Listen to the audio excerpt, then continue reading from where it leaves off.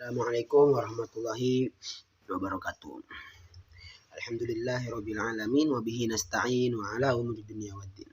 Salatu wassalamu ala sayyidina Muhammadin wa ala alihi wa sahbihi ajma'in la nabiyya ba'da amma ba'du. Perkenalkan, nama saya Rahmat Muharram Orwala dengan NIM 22110015. Dengan tujuan saya membuat video ini untuk memenuhi tugas UAS ujian akhir semester 1 dengan dosen pengampuh Dr. Badrudin, Sarjana Pendidikan Islam dan Magister Pendidikan, yang mudah-mudahan selalu diberkahi oleh Allah Subhanahu wa Ta'ala. Baiklah, langsung saja untuk soal yang pertama. Jelaskan secara singkat histori sejarah filsafat ilmu dan ruang lingkup dari kajian filsafat ilmu.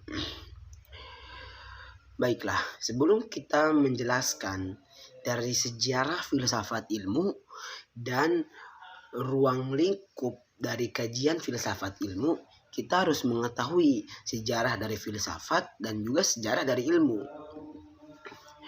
Sejarah dari filsafat. Filsafat itu didasari dengan pemikiran kefilsafatan yang dibangun sejak abad ke-6 sebelum Masehi. Ada dua filsuf yang corak pemikirannya itu mewarnai diskusi-diskusi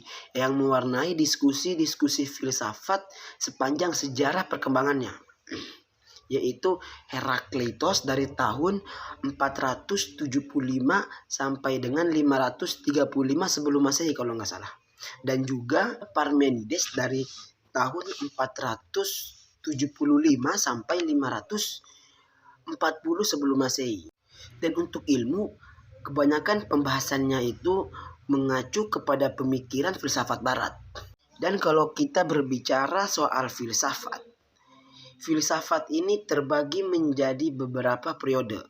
Di antaranya yang pertama periode filsafat barat, yang kedua periode filsafat Cina, yang ketiga periode filsafat India, dan yang keempat periode filsafat Islam, dan yang terakhir periode filsafat Yunani. Berbicara soal periode filsafat Yunani, ternyata periode filsafat Yunani ini ialah periode yang paling penting dalam sejarah peradaban manusia. Ada yang tahu kenapa bisa dibilang periode yang paling penting dalam sejarah peradaban manusia? Karena pada periode ini terjadi perubahan pola pikir manusia menjadi lebih rasional, yaitu pola pikir manusia yang terlalu mengandalkan mitos untuk menjelaskan fenomena alam seperti gempa bumi dan pelangi. Gempa bumi tidak dianggap fenomena alam yang biasa, tetapi gempa bumi dianggap adalah sebuah aktivitas dewa di mana dewa bumi sedang menggoyangkan kepalanya. Namun, ketika filsafat diperkenalkan, fenomena alam itu bukan lagi aktivitas dewa, tetapi aktivitas alam yang terjadi secara kausalitas. Karena itu, periode perkembangan filsafat Yunani merupakan poin untuk memasuki peradaban baru umat manusia. Dan yang berikutnya sejarah ilmu.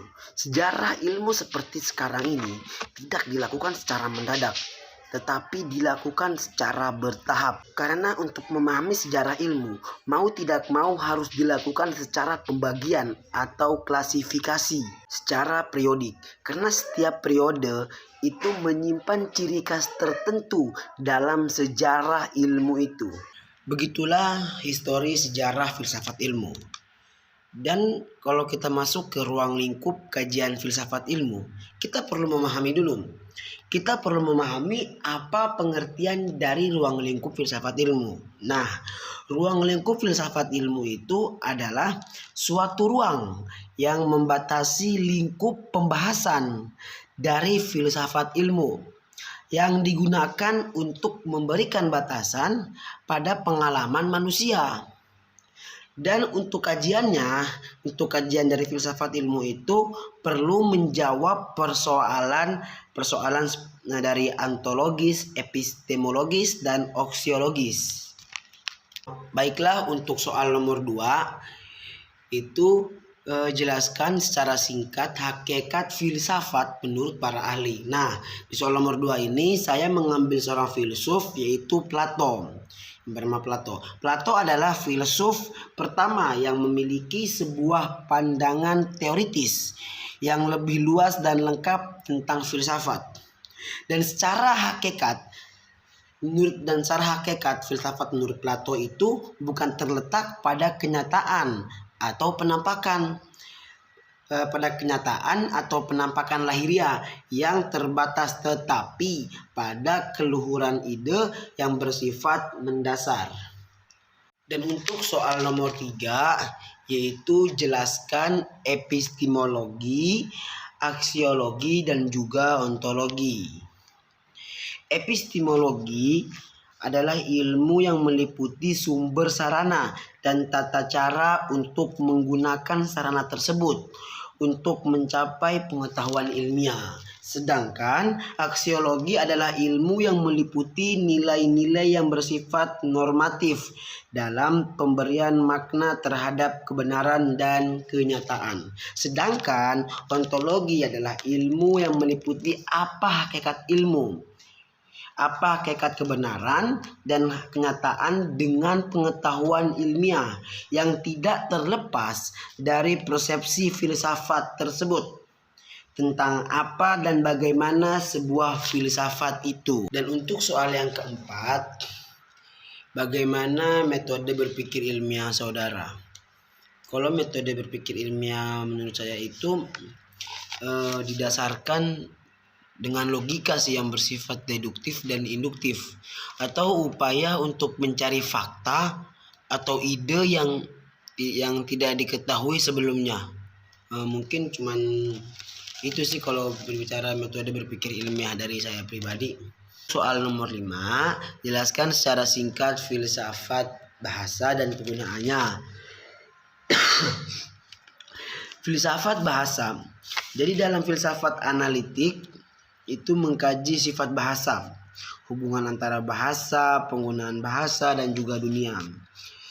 Dan pengkajiannya itu mencakup sifat referensi, sifat makna, intensionalitas, konstitusi, konsep, dan pembelajaran dan kalimat.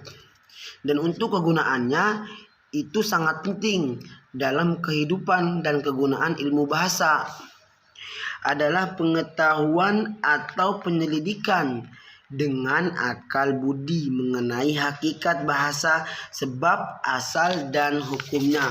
Akhirnya alhamdulillah selesai juga tugas saya membuat video ini untuk memenuhi ujian akhir semester 1. Kurang lebihnya saya mohon maaf. Assalamualaikum warahmatullahi wabarakatuh.